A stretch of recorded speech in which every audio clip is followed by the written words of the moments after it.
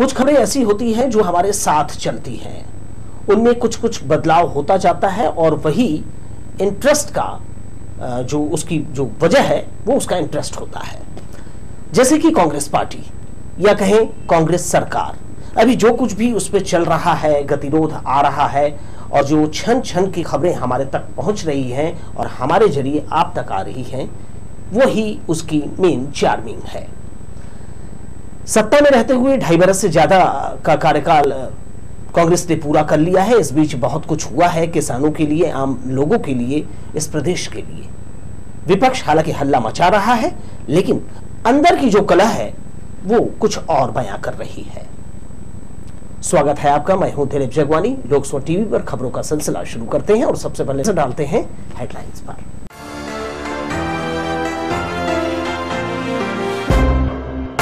कुछ ही दिनों में तोरुआ मुख्य मार्ग से आवाजाही होगी शुरू, राहगीर हो रहे परेशान। शहर के 3 मुक्तिधाम में विद्युत शवदाह गृह लगाने की प्रक्रिया तेज, जल्दी मिलेगा लोगों को लाभ। बच्चों की लंबी आयु और खुशहाल जीवन के लिए माताओं ने रखा निर्जला व्रत, जगह जगह की गई हल षष्ठी की पूजा। और वेतन की समस्या से जूझ रहे स्वास्थ्य कर्मियों ने निकाली रैली, कलेक्टर को दिया ज्ञापन। तो ये थी हेडलाइंस। अब आइए खबरों को देते हैं विस्तार। तोरुआ मुख्य मार्ग से अगले सप्ताह लोगों की आवाजाही शुरू हो जाएगी। पुलिया का दूसरा हिस्सा बनाने आ रही तकनीकी दिक्कतों का पीडब्ल्यूडी के अधिकारियों ने हल निकाल लिया है। एक तरफ का चुनौतीपूर्ण निर्माण पूरा हो गया है।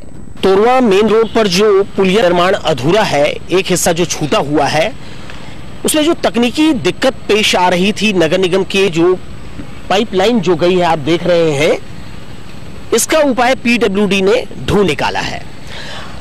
बताया जा रहा है कि यहां पर 2 एबेसमेंट जो है तैयार किए जाएंगे, पाइपलाइन के उस तरफ और इस तरफ। इसके बाद इस पर एक कैप नुमा जो है वो ढलाई की जाएगी और इस तरीके से ये जो डबल सपोर्ट मिलेगा इसे पुलिया को, ये हैवी जो वाहन है गुजरने के लिए ये पर्याप्त हो पाएगा। इस तकनीकी जो दिक्कत थी इसे दूर करने में नगर निगम भी सहयोग नहीं कर रहा था और अंततः पीडब्ल्यूडी ने ये उपाय ढूंढ निकाला है।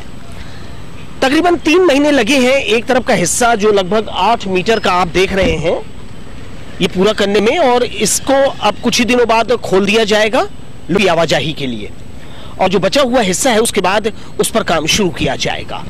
ये दूरगामी योजना है, काम जो किया गया है और जो काम होना है ये काफी दूरगामी है।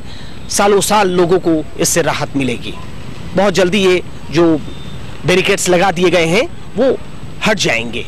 इसके बाद लोगों का जो आवागमन है वो सुचारू हो पाएगा और राहत की सांस लेंगे आसपास के लोग। कैमरामैन राजा खान के साथ दिलीप जगवानी, लोकसभा टीवी, बिलासपुर। खेलने गई 5 साल की बच्ची का शव घर से कुछ दूर पानी से भरे डबरी में मिला। प्रारंभिक जांच में मामला संदिग्ध मानकर सकरी पुलिस ने शून्य में मर्ग कायम कर लिया है। मामला सकरी के बहतराई गांव का है। सकरी क्षेत्र के बहतराई में रहने वाली 5 वर्षीय बालिका ईलू निर्मलकर का शव पड़ोस में एक डबरी नुमा तालाब में पाया गया। घटना शुक्रवार देर शाम को हुई। पहली कक्षा में पढ़ने वाली बच्ची खेलने जा रही हूं कहकर थी। पुलिस को परिजनों ने बताया कि काफी देर तक घर नहीं लौटने पर रात करीब 8 बजे गुम ईशु को तलाश करते उन्हें बच्ची का शव डबरी में तैरता मिला। फिलहाल पुलिस ने मर्ग कायम कर लिया है। पोस्टमार्टम रिपोर्ट मिलने के बाद मौत के कारणों का पता लगेगा।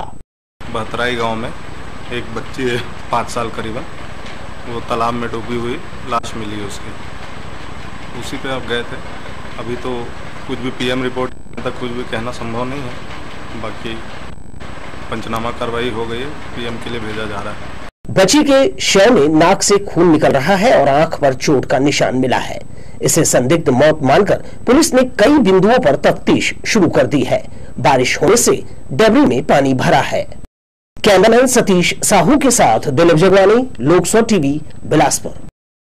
एक युवक के द्वारा सरेराह पिस्टल दिखाकर ऑटो रुकवाने का वीडियो शुक्रवार को वायरल हुआ था। इस वीडियो में जो युवक दिखाई दे था उसकी पहचान दादू सपनामी पिता छोटे लाल सपनामी 22 वर्ष निवासी सूर्या चौक चिंगराजपारा के रूप में की गई। तत्काल पेट्रोलिंग पार्टी को युवक की तलाश में भेजा गया, जिसे सरकंडा चिंगराजपारा से पिस्टल सहित पकड़ लिया गया। युवक ने बताया कि वो नशे में था और घर जाने के लिए नकली पिस्टल दिखाकर ऑटो को रुकवा रहा था। पिस्टल नकली है, जिसे लाइटर के रूप में वो उपयोग कर रहा था। युवक के खिलाफ प्रतिबंधात्मक कार्यवाही की गई है। युवक था, उसको हर हाल में पकड़कर उसकी जो सच्चाई है उसको जानने के लिए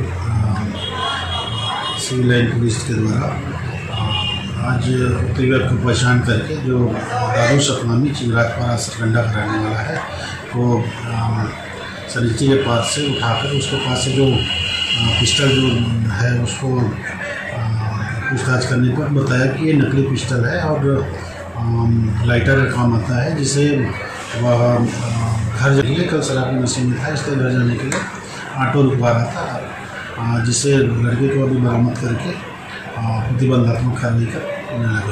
ये भी अपने आप में इंटरेस्टिंग है कि पिस्टल नकली था और उस वक्त वो ऑटो चालक घबरा भी गया था, आसपास के लोग सहम गए थे, लेकिन उन्हें नहीं मालूम था कि पिस्टल नकली है और आरोपी भी कोई आदतन अपराधी नहीं है।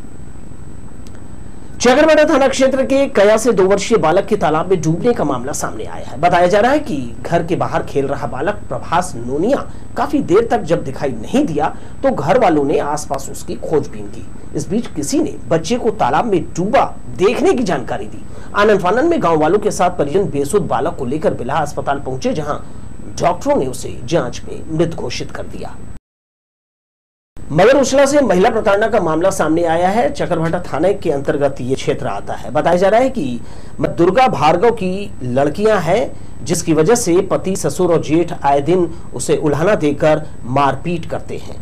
गाली गलौच और मारपीट से तंग आकर महिला घटना वाले दिन ही सक्रिय अपने मायके पहुंची और परिजनों को लेकर चकरभाटा थाने आई, जहां उसने शिकायत दर्ज कराई। मामले में महिला को मुलाहिजा उपचार के लिए अस्पताल भिजवाया गया। अब देखना होगा कि पुलिस इस मामले में क्या कार्यवाही करती है। मेरा ससुर, मेरा देवर और मेरा पति और मेरा जेठ जी मेरे को बहुत मारपीट करता है। मिट्टी तेल छीट दिया था मेरे ऊपर में, तो मैं भागते भागते किसी के घर पे जाकर रात रुका। 4 बजे रात का वहाँ से निकला, फिर सकरी थाना गया। सकरी थाना वाले सर बोला कि चकरभाटा जाओ करके, तो मैं यहाँ पर आया। 25 तारीख का ये बात है और यहाँ पर सर लोग मेरे को बोलकर भेज दिया कि जाओ, मैं आपको जब जाऊँगा तो आपको फ़ोन करके बुलाऊँगा करके। फिर भी 3 दिन हो गए, मेरे को कुछ नहीं हुआ। लड़की हुआ है करके कोई देख नहीं सकता। मेरा पिताजी सब कुछ करता है, देख मेरे दोनों बच्चे को वही जतनता है। जब से हुआ है तब से 5 साल हो गए सब जुल्म मेरे को सहते सहते। शहर के सरकंडा, भारती नगर और दयालबंद के मधुबन शमशान गृह में विद्युत शवदाह गृह संयंत्र लगाने की तैयारी चल रही है। संयंत्र लगाने का काम 1-2 दिन के भीतर शुरू कर दिया जाएगा। दिनों दिन महंगी होती जा रही लकड़ियां जो है और उसकी किल्लत, प्रदूषण, इन सब से मुक्ति देने के लिए ही ये योजना क्रियान्वयन में लाई जा रही है। शव का अंतिम संस्कार करने में समय की भी बचत होगी। शहर के 3 मुक्ति धामों में शवों को जलाने के लिए 1-2 दिन में संयंत्र लगाने का काम शुरू हो जाएगा। विद्युत शवदाह गृह बनाने के लिए सरकंडा के पंडित देवकी नंदन दीक्षित शमशान गृह में मशीनें इंस्टॉल करने आ गई है। विद्युत शवदाह गृह भारतीय नगर और मधुबन शमशान गृह में भी लगाया जा रहा है। इसके लिए एससीसीएल ने नगर निगम को 1 करोड़ रुपए दिए हैं। बिलासपुर शहर में महानगर के तर्ज पर भारतीय नगर और शमशान घाट में विद्युत शवदाह गृह का निर्माण किया जा रहा है, जिसकी सौगात बिलासपुर शहर वालों को बहुत जल्द मिलेगी, जिसमें यहाँ के लोगों को समय का बचत, प्रदूषण से बचत होगी और जो लकड़ी की महंगाई दिनों दिन बढ़ती जा रही है, उससे आम नागरिकों से इससे सुविधा मिलेगी। शवों को जलाने के लिए लकड़ी समेत चबूतरों का खराब होना भी इसका एक कारण माना जा रहा है। साथ ही लकड़ियों के दाम भी आसमान छू रहे हैं। स्मार्ट सिटी की गरिमा के अनुरूप शमशान में विद्युत शवदाह गृह समय की मांग रही है। इसके बन जाने से शव जलाने में कम समय लगने की उम्मीद है। लोकसभा टीवी के लिए कैमरामैन जयेंद्र गोले के साथ किशोर श्रीवास्तव की रिपोर्ट। छत्तीसगढ़ में भारतीय जनता पार्टी का अगला सीएम चेहरा क्या ओबीसी वर्ग से होगा? ये सवाल सुनते ही पिछड़ा वर्ग मोर्चा के प्रदेश अध्यक्ष अखिलेश सोनी हड़बड़ा गए। सीधे तौर पर कुछ भी कहने से बचते रहे। उन्होंने कहा कि पार्टी के शीर्ष नेता ही इसका चयन करेंगे। ओबीसी की पहली कार्यकारिणी की बैठक में बिलासपुर पहुंचे अखिलेश सोनी ने प्रेस वार्ता में कहा कि मोदी की योजना को लेकर ओबीसी वर्ग के बीच वे जाएंगे, जबकि राज्यों को ओबीसी वर्ग में जोड़ने की छूट दी है। आजादी के 70 साल के बाद जो ओबीसी आयोग था, उस ओबीसी आयोग जो एकदम बिल्कुल शक्तिहीन था, उस आयोग में कोई अधिकार नहीं था, किसी को सम्मन जारी करने का अधिकार नहीं था, ऐसे उस आयोग को एक शक्तिशाली आयोग बनाया। नीट में, डेंटल में जो भारत सरकार के केंद्रीय कोटे की सीट होती है, उस सीट पे पिछड़ा वर्ग समाज के बच्चों को 27% आरक्षण देने का ऐतिहासिक फैसला किया। उन्होंने कहा कि केंद्र की मोदी सरकार ने किसानों को राहत दी है, मंत्रिमंडल ने इस वर्ग को जगह दी है। भारतीय जनता पार्टी पिछड़ा वर्ग के प्रदेश अध्यक्ष अखिलेश सोनी ने ओबीसी सीएम बनाए जाने के सवाल पर कहा कि हमारा विषय नहीं है, हम केवल संगठन और इस वर्ग को जोड़ने का काम कर रहे हैं। मुख्यमंत्री कौन बनेगा, ये फैसला पार्टी के संसदीय बोर्ड और पार्टी के जो उसके लिए जो कमेटी हमारी एक कार्यप्रणाली है, तो जिनको ये फैसला करना है, ये उनका काम है। उन्होंने चर्चा के दौरान ये भी कहा कि देश की 20 जातियों के लोगों को जो सभी राज्यों में हैं, उन्हें मौका दिया गया है। ओबीसी के प्रदेश अध्यक्ष ने प्रदेश सरकार से इस वर्ग के लिए 27% आरक्षण लागू करने की मांग की है, नहीं तो जिला स्तर पर आंदोलन की चेतावनी दी है। लोकसभा टीवी के लिए कैमरामैन राजा खान के साथ भूपेंद्र राठौर की रिपोर्ट। भाजपा की ओबीसी की पहली कार्यकारिणी की बैठक शनिवार को संपन्न हुई। बैठक में भाजपा ओबीसी के प्रदेश अध्यक्ष अखिलेश सोनी शामिल हुए। इसके साथ ही बिलासपुर सांसद अरुण साव, पूर्व विधायक अमर अग्रवाल समेत अन्य भाजपा के दिग्गज नेता भी बैठक में शामिल हुए।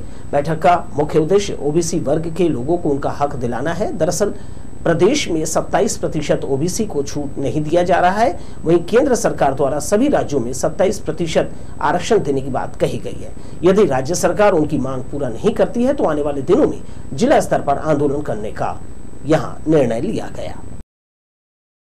भारतीय जनता पार्टी पिछड़ा वर्ग मोर्चा आने वाले समय में अपने दायित्व का किस तरह से निर्वहन करेंगे, उस विषय वस्तु पर भी हमको मार्गदर्शन मिलेगा। ये कि इस बैठक में हमारे भारतीय जनता पार्टी के सारे मंडल के जिले के पदाधिकारी उत्साहित हैं कि जो 27% आरक्षण मोदी जी द्वारा केंद्र सरकार से किया गया है, उससे बहुत उत्साहित। मातृ शिशु अस्पताल में वेंटिलेटर की सुविधा नहीं होने के कारण गंभीर रूप से बीमार नवजात को भर्ती करने से इनकार कर दिया। मस्तूरी के कुआंपाली से परिजन एक दिन के नवजात बच्ची को लेकर यहां आए थे।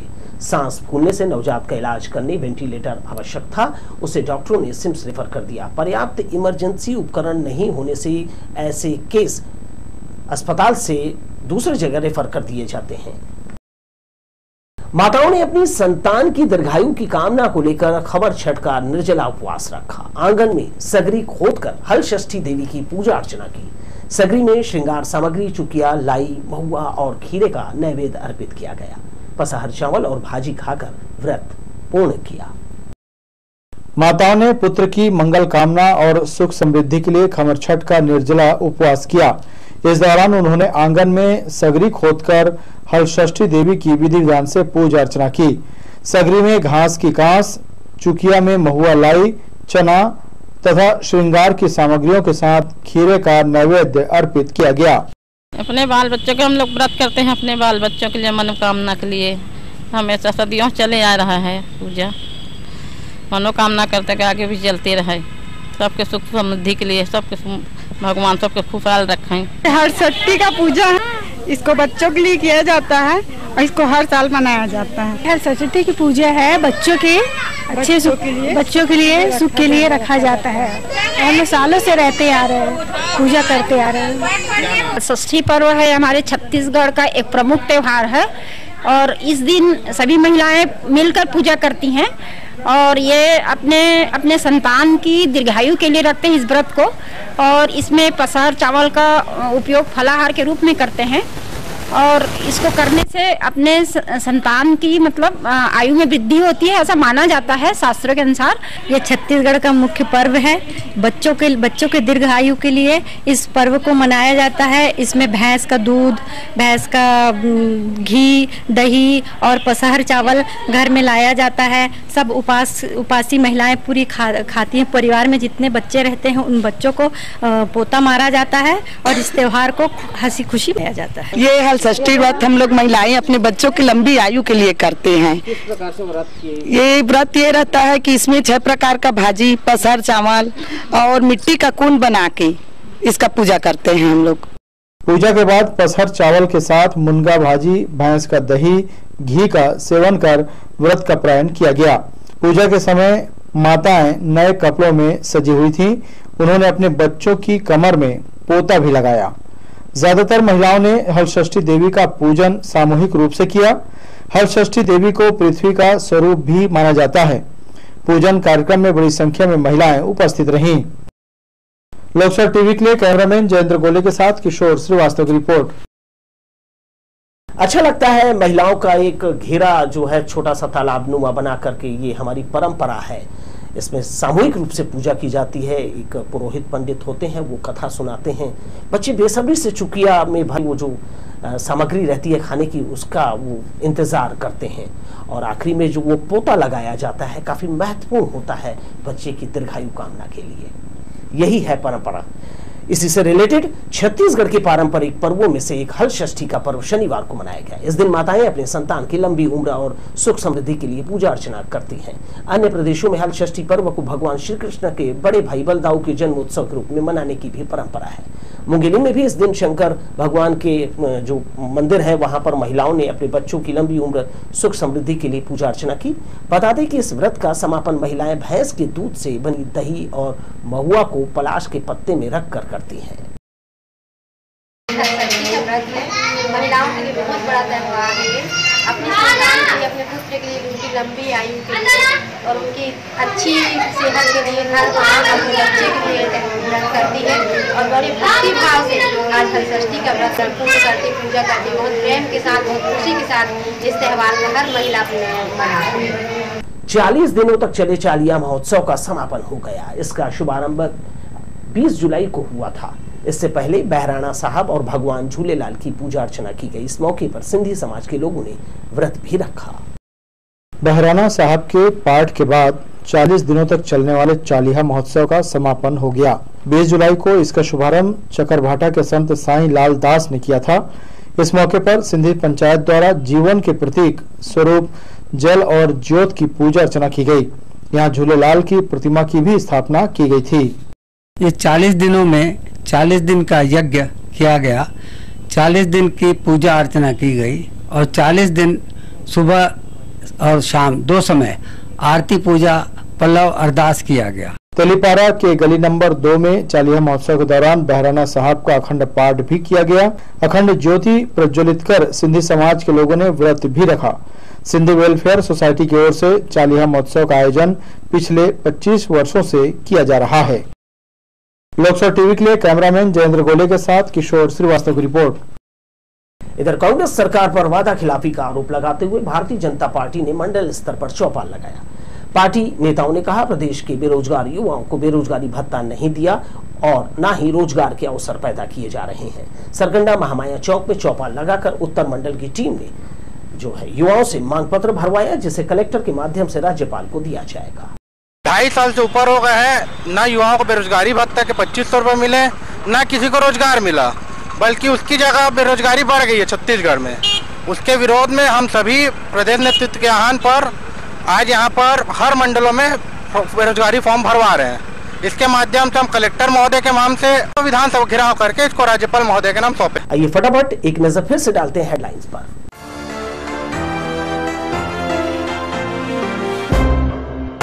कुछ ही दिनों में तोरवा मुख्य मार्ग से आवाजाही होगी शुरू, राहगीर हो रहे परेशान।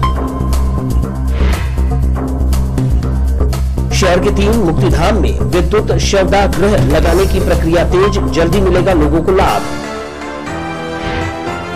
बच्चों की लंबी आयु और खुशहाल जीवन के लिए माताओं ने रखा निर्जला व्रत। जगह जगह की गई हलषष्ठी की पूजा। और वेतन की समस्या से जूझ रहे स्वास्थ्य कर्मियों ने निकाली रैली, कलेक्टर को दिया ज्ञापन। तो ये थी हेडलाइंस। आइए अब आगे की खबरों में बढ़ते हैं। सिम्स के 48 स्वास्थ्य कर्मियों ने 6वें दिन धरना स्थल से कलेक्ट्रेट तक रैली निकाली। वे नियमित वेतन की मांग को लेकर अनिश्चितकालीन हड़ताल पर हैं। उनकी नियुक्ति सन 2013-14 में हुई थी। कथित जांच के नाम पर उन्हें नियमित वेतन नहीं दिया जा रहा है। सिम्स के स्वास्थ्य कर्मचारियों ने नियमित वेतन देने की मांग को लेकर धरना स्थल से कलेक्ट्रेट तक रैली निकाली। मुख्यमंत्री के नाम उन्हें कलेक्टर को मांग पत्र सौंपा। वे अपनी नियुक्ति के बाद 6 वर्षों से नियमित वेतन देने की मांग कर रहे हैं। अनिश्चितकालीन हड़ताल के 6वें दिन उन्होंने मुख्य मार्ग से होते हुए रैली निकालकर प्रदर्शन किया। मेडिकल कॉलेज अंबिकापुर में यहीं के कर्मचारी जो ट्रांसफर होकर गए हैं, उनका कल ही 4 कर्मचारियों का नियमितीकरण करते हुए बकायदा उनको पदोन्नति दिया गया। यहीं से मेडिकल कॉलेज राजनांदगांव गए कर्मचारियों का पदोन्नति किया गया। तो ये सीधा सीधा स्पष्ट दिखता है कि यहाँ जो बैठे हुए तंत्र हैं, सिम्स में जो यूनिवर्सिटी के द्वारा 48 चिकित्सक नियुक्त हुए थे, आज के डेट तक उनका सम्मेलन चिकित्सा शिक्षा में नहीं हुआ है। आज तक उनका सम्मेलन शासन के संस्थान पे नहीं हुआ है। मरीज को आज समस्यागत कारणों से भुगतना पड़ रहा है ये प्रशासन की लापरवाही की वजह से। तो इसके लिए पूरे जिम्मेदार सिम्स प्रशासन है। पूरे परिवार सहित धरना देंगे और मुख्यमंत्री के नाम कलेक्टर साहब को ज्ञापन देंगे। मंगलवार के दिन पूरे परिवार सहित 500 कर्मचारी पूरे परिवार सहित आएंगे हम धरने से। सिम्स में 320 कर्मचारियों की नियुक्ति सन 2013-14 में की गई थी। शिकायतों के कारण जांच बैठी, लेकिन 6 साल बाद भी उसकी रिपोर्ट नहीं आई। चयन कमेटी में शामिल डॉक्टरों की भी संदिग्ध कार्रवाई के खिलाफ जांच हुई। उसके बाद भी एमएस और डीन के रूप में वे पदोन्नति पाते गए। लेकिन इधर 320 निरपराध स्वास्थ्य कर्मी अभी भी अपने नियमित वेतन की मांग को लेकर हड़ताल कर रहे हैं। लोकसभा टीवी के लिए कैमरामैन जयेंद्र गोले के साथ किशोर श्रीवास्तव की रिपोर्ट। ऊपरी तौर पर भले ही ये मामला बहुत ही लोगों को लाइट लगता होगा कि कुछ लोग हैं धरने पर बैठे हैं। बहुत से लोगों का अस्पताल, सरकारी अस्पताल से नाता नहीं पड़ता है, इसलिए उन्हें शायद ये नहीं कि नियमित वेतन ये क्यों मांग रहे हैं, क्योंकि भर्ती हुई थी और उसके बाद जो भी गड़बड़ियां हुई उसके लिए जो जिम्मेदार थे वो तो आगे बढ़ चुके हैं, लेकिन इनकी मांग वहीं की वहीं है। गतिरोध दूर कैसे होगा अभी आने वाले समय में पता चलेगा। इधर मंगला चौक से लेकर लोखंडी होते हुए बाईपास तक जाने के लिए सड़क चौड़ीकरण का जो कार्य है वो चल रहा है। बरसात के चलते इन दिनों ये काम बंद है, मगर सड़क में जगह जगह गड्ढे हो गए। वहीं पानी नहीं गिरने के चलते लोगों को धूल का भी सामना करना पड़ रहा है। कभी कभी जब बौछारें गिरती है तो यही धूल कीचड़ में तब्दील हो जाती है। राहगीर इन दिनों इस सड़क पर चलने से हिचक रहे हैं। बड़े बड़े गड्ढे दुर्घटना को बुलावा दे रहे हैं, लेकिन निर्माण एजेंसी इस ओर ध्यान नहीं दे रही है। इसके चलते सड़क पर जो है आते जाते लोग दुर्घटना का शिकार भी हो रहे हैं।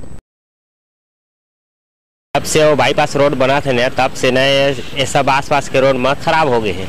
आ जाए में दिक्कत होते, धूल मिट्टी बहुत पड़ा थे भाई। एक्सीडेंट के बहुत नौबत है। काहे के आंख में कचड़ा पड़ जाते तो जाके कोई साधन नहीं दिखे, आगे वाला गाड़ी दिखबे नहीं करे। ट्रैफिक नियमों के फेर में पड़कर वाहन सवार पुलिस जांच के घेरे में आए। उसलापुर ओवरब्रिज के पास तैनात ट्रैफिक पुलिस ने राह चलते लोगों को रोककर वाहन के दस्तावेज जांच किए। अपूर्ण दस्तावेज और नियम विरुद्ध वाहन चलाने वालों के खिलाफ चालान काटा गया। ऐसे अभियान के दौरान पुलिस की वाहन चालकों को सलाह भी रहती है कि वो जांच कार्यवाही से बचने उचित कागजात साथ रखें। चेकिंग के दौरान ई पेपर का होना वैध है, इसलिए परेशानी से बचने उपाय किया जा सकता है। ट्रिपल सवारी, स्पष्ट number, over height, black film का, और जो आप पी के चला रहे हैं उनका, नाबालिगों का चलानी कार्रवाई कर रहे हैं, और जो चलान नहीं पटा रहे हैं उसको न्यायालय के लिए बना रहे हैं। मछली पालने के लिए अब लंबे चौड़े तालाब की जरूरत नहीं है। सुपर फ्लास्क तकनीक से एक टैंक में ही विभिन्न प्रजातियों की मछलियों को पाला जा सकता है। इसके अच्छे नतीजे सामने आए हैं। व्यावसायिक उत्पादन कर इससे अच्छा लाभ प्राप्त किया जा सकता है। मछली पालन में बायोफ्लास्क पद्धति से क्रांति आई है। मजेदार बात यह है कि पानी की टंकी में ही कम समय में मछलियों का व्यावसायिक उत्पादन किया जा सकता है। टैंक में पाले गए मछलियों को निरंतर ऑक्सीजन दिया जाता है। इससे 6 महीने में इनका वजन 1 से 1.5 किलो हो जाता है।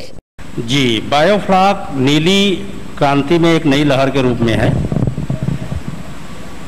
जो हमारा बायोफ्लाक है, इसका मुख्य उद्देश्य है जो हमारी टैंक है उसमें मछली की जो विष्ठा है, उस विष्ठा को जो उपयोगी बैक्टीरिया हैं उसके द्वारा उनके भोज्य पदार्थ के रूप में परिवर्तित करके पुनः उपयोग किया जाता है।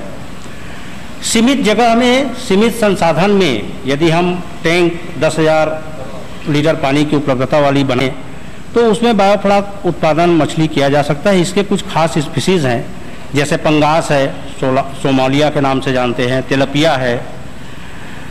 हमारे यहाँ पर 3 प्रकार की स्पीसीज हम लोग ले रहे हैं। एक तिलपिया है, एक गिफ्ट तिलपिया है, जेनेटिक इंजीनियर्ड फिश तिलपिया।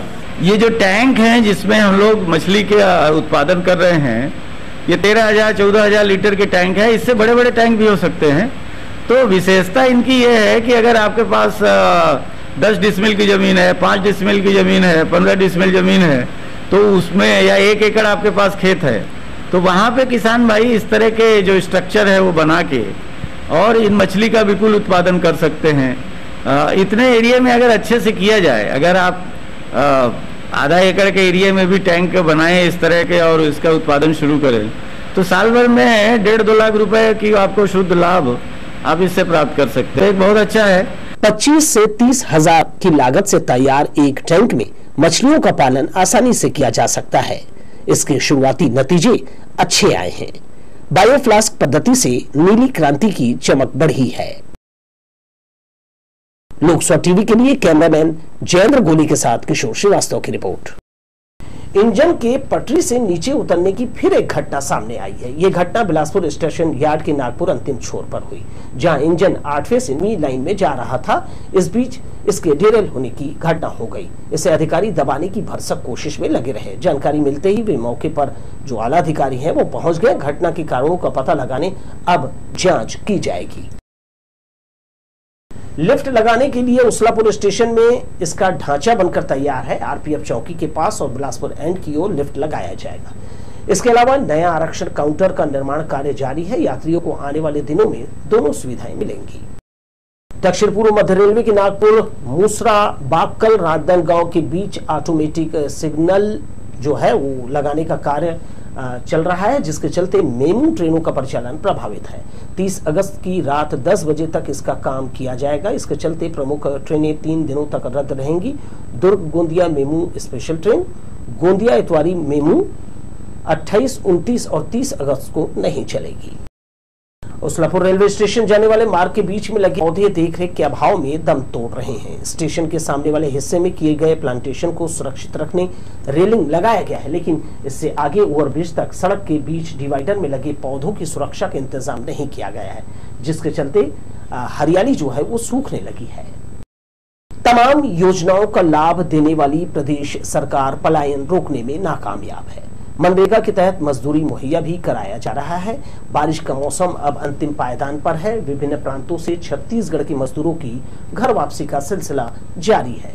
इन दिनों उत्तर प्रदेश, पंजाब, जम्मू कश्मीर गए प्रवासी मजदूर बड़ी संख्या में वापसी कर रहे हैं। यहाँ भी परिवार सहित ये लोग मजदूरी का काम करते हैं। ये सिलसिला कई दशकों से चला आ रहा है। शनिवार को भी बिलासपुर रेलवे स्टेशन में भारी संख्या में मजदूरों की वापसी देखने को मिली। कितना भी आगे निकल जाए, वापसी बहुत जरूरी होती है। मजदूर हर साल पलायन कर जाते हैं, लेकिन वो अपने घर, अपने गांव, अपने परिवार को नहीं भूलते, लौट आते हैं। उसी तरह मंजिल कितनी भी ऊंची क्यों न हो जाए आपकी, आप पीछे पलटकर जरूर देखिए, यानी वापसी जरूर कीजिए, क्योंकि पीछे अपने लोग ही मिलेंगे। इस खबर के साथ ही मुझे दीजिए विदा। नमस्कार।